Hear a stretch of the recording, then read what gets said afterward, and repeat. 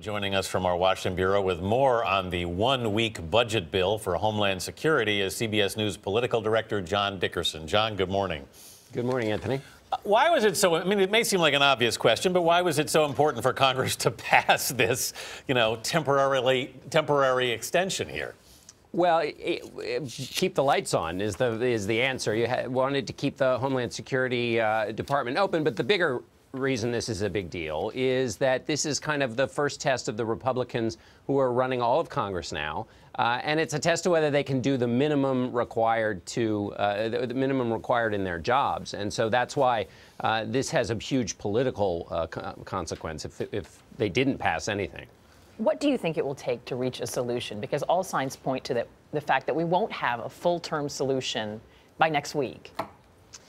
It depends. I mean, on the one hand, Democrats could help John Boehner pass this clean funding measure through the House, and that would be just a matter of John Boehner deciding that he'll just take the pain of needing Democrats to pass a clean funding measure for the year through the House. As Juliana mentioned, it's already passed the Senate.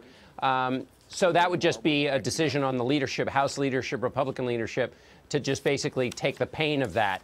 The pain exists in this group of conservatives who say we want to use the only power we have to beat back the president's effort on immigration, his executive action to give what they believe is amnesty. And so that would create a huge headache or an ongoing headache for Republican leaders if they did that.